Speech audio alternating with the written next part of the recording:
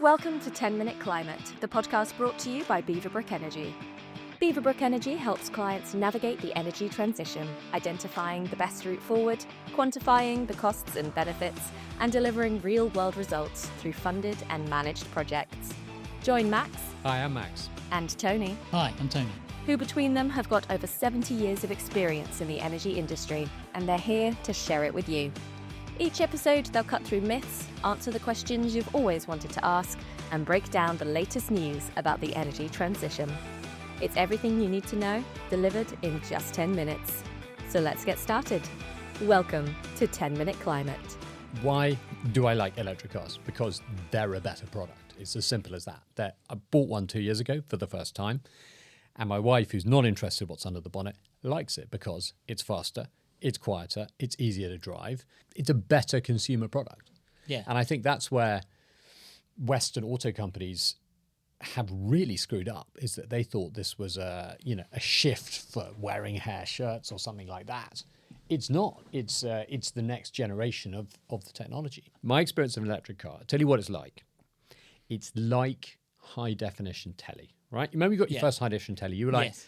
oh, yeah, I don't really notice the difference. And you watch it, and then you go to a mate's house, and they have the old telly, and you're like, what the hell? Why What's are you this? watching This is this? terrible. Yeah. It's exactly like that. You drive an electric car, and you're like, okay, it's a bit different. You get used to it. What you get used to is that amazing power curve, which is completely flat, no gears, no flat spots in the acceleration, and very, very, very controllable, nice to drive. And then you go back, I did it the other day, went and rented a car somewhere, and it's grumbly. The car's kind of vibrating, and it's just a bit slow. It feels old-fashioned, so you don't notice it in the first instance, but you can't really go back. And if you saw, but earlier this year, the Ford CEO admitted that he had I don't know how you pronounce it, Xiaomi SU7, I think it's called. It's a Chinese electric car. It looks a bit like a Porsche, and it set the track record, a prototype version of the for a four-door car of the Nürburgring North Circuit, right? Very, very fast car. Anyway, the Ford CEO had one shipped to Detroit and drove it for 6 months and admitted he doesn't want to give it up. It's a better product than what they're producing. Yeah. That's why I like them. They're the future. I mean, they were the past as well. They were the past. There That's was true.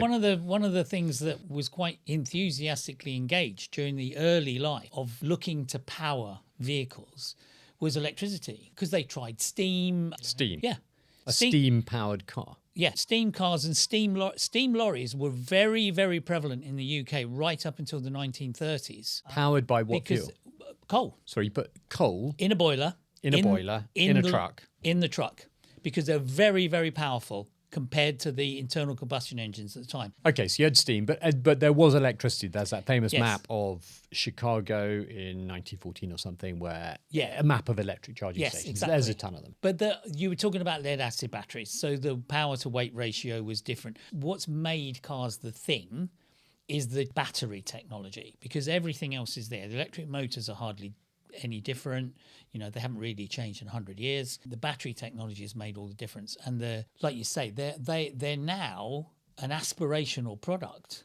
The people want to move to an electric car because they see the benefits. And I think what hasn't become very well known yet, because there's the resistance, not just of the automobile industry, but of the power industries, that when we start integrating millions of batteries in electric vehicles into our daily power usage, part of the battery problem is going to get solved. That's going to take time. I'm involved in a company called 3TI, and we've got a Innovate UK funded trial of vehicle to grid, and it works great. Yeah. But it's going to take time because there are very few cars with that technology, and you've got to match up the car. You've then got to have vehicle to grid chargers. Most of them aren't at home. Yes. You've then got to have some form of control system through your smart meter. You've then got to have your electricity supplier on board, and you've got to have market mechanisms behind it, and it's all got to line up. The biggest resistance will be the existing industry not wanting you to have more control over your energy. The Chinese almost have had the same benefit in the electrification era as the Japanese had in the post-war car manufacturing era. They were starting from scratch. learning from all the mistakes everyone else made, they built a car industry from the floor up to make electric vehicles. In about the last, well, starting about 10 years ago, but my God, they've Yeah. taken off in the last 5 years. And that car we talked about, the Ford CEO driving, it's built by a mobile phone company. It's a company that makes huge number of mobile phones. They said, hell, let's be in cars. And they produce a car, and I've never driven one, but it's apparently incredible quality. It holds the track record of Nürburgring. And they're selling 20,000 a month or something, sold out. It's completely insane. You see industries be disrupted. And I thought, okay, cars, it's fine. VW, they could just chuck some batteries in. But it's not been the case. And there's that video from about 2017 of the then chief executive of Volkswagen laughing at Tesla about how much money they were losing and how well Volkswagen was doing. And now Volkswagen are shutting down all their factories. Tesla's got the largest single-selling car model in the world, I think, in the Model X. Yep. And the Chinese are about to take over. Yeah. It's Well, it's a hell of a change. in 1914, what happened to all the livery stables? There's a very famous set of photographs of a particular street in New York in 1900 and 1914, and the horses are replaced by cars in 14 years. Well, and 1914, the First World War started as a cavalry war and Yes. finished in tanks. But it's crazy because it's about adaptability, and that's what humans bring to this: ingenuity and adaptability. And I don't find it astonishing at all that someone who's dealing with low power electrical devices shouldn't build a much bigger low power electrical device. Yeah. But you don't have an electric car. Not yet. Why no, not? but our next change out is going to be an electric car. We've got 17 solar panels on the roof and a 13.5 kilowatt hour battery installed. The next step is the cars. We didn't want to get electric cars until we got solar panels. Aren't electric cars really expensive? Yeah, they used to be because they were early stage technology. They're dropping in price very fast. Again, like anything in renewables, thanks to the Chinese, massive of battery They're cheap manufacturing. enough now that the Americans are talking about putting 100% tariff on imported Chinese cars, and Europe is talking about putting 30 to 50% tariff on They've imported done it in cars. America. In Yeah. the UK, in EU, it's going to be about 20%. Right. The final tariffs. But yeah, it's Normally when you get protectionist tariffs like that, it's because something is becoming much, much cheaper than you can do it. So you stop other people selling into your market. But it's all about the price of the battery. The rest Yeah. of the car is simpler. There's many fewer moving parts in an electric car than there are in a combustion car. And therefore, over time, it gets cheaper as long as you can manufacture the battery cheaply. Yeah, many moons ago, I was working, advising an investment bank about investing into electric vehicles and such like. And some of the research we did was around what difference it's going to make. And there's an 80% reduction in maintenance cost between an internal combustion engine car and an electric vehicle, because most of the maintenance is on the engine. So therefore, you're talking about 80% fewer mechanics, 80% fewer garages, 80% fewer hours off the road. So all of a sudden that changes that industry dramatically. And the other big buzz that comes from, again, I think from perhaps not the best intentioned reporting, is concern about range. And we did some analysis about what most people use a car for. And if you're an old style company representative and you do 45,000 miles a year in your car and you're doing 300 miles a day or whatever, it's probably quite difficult to plan your day, or more difficult to plan your day with an electric vehicle. Most people do 8,000 miles a year. That's taking your Nissan Leaf and charging it once on a Sunday morning for 4 hours. It's the way I think about it is that it's a different way of thinking. You don't think about recharging a petrol car because you can do it in 10 minutes. With an electric car, you do need to plan ahead. You need to kind of know where you're going and keep it topped up. But Yeah. a friend of mine said, he was always asked, oh God, electric cars, they take hours to charge. And he's like, no, it doesn't. It takes 30 seconds. The people go, well, what do you mean 30 seconds? He said, yeah, 15 seconds to plug it in, 15 seconds to unplug it. Because your car is 90% of the time sitting there. We're lucky we live in West London. There's a lot of lamppost charging spots. Car gets below 50%, plug it in and unplug it the next time I use it. It takes no time at all. But you just got to remember. But we've never had a problem with range anxiety at all. But I guess we live in a place with lots of charging. We Yeah. don't go very far. The thing is that you're talking about even the smallest of cars having like 150 to 200 mile range.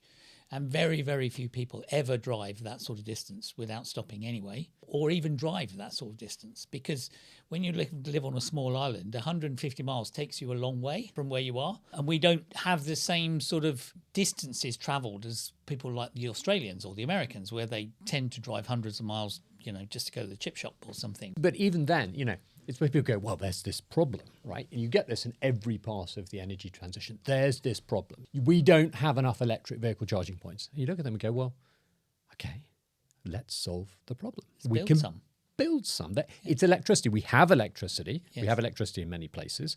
We can plug them in. They're basically fancy plug points. Oh, well, we don't have enough generation. Okay, let's build some more generation. Let's Use build it at some night. batteries. I mean, as you pointed out earlier, a couple of minutes ago, literally you're in a situation where you use your car perhaps 2 to 4 hours a day. That means there's 20 hours a day you can charge your car in, and it doesn't matter when they are. Literally, cars spend most of their life. You've got the second biggest investment you ever make in your life after a house, if you're fortunate enough to be able to get on the housing market, is a car, and it sits on your driveway doing nothing for 80% of its life. Why not use the battery to do something else? And another part of the analysis we did is if you actually covered the roof of most cars with a solar panel, the amount of time they sit around would mean you'd almost never have to externally charge your car. Yeah, I saw that the other day. It's got to come. People haven't. I mean, I guess people like glass roofs. Maybe it's crash testing and stuff. No, I don't know. I worked with the glass industry quite extensively because they're a very energy intensive industry and one of the problem industries that we're looking to try and help. And they are right now in this moment going through developmental testing of solar panels shaped like roof panels.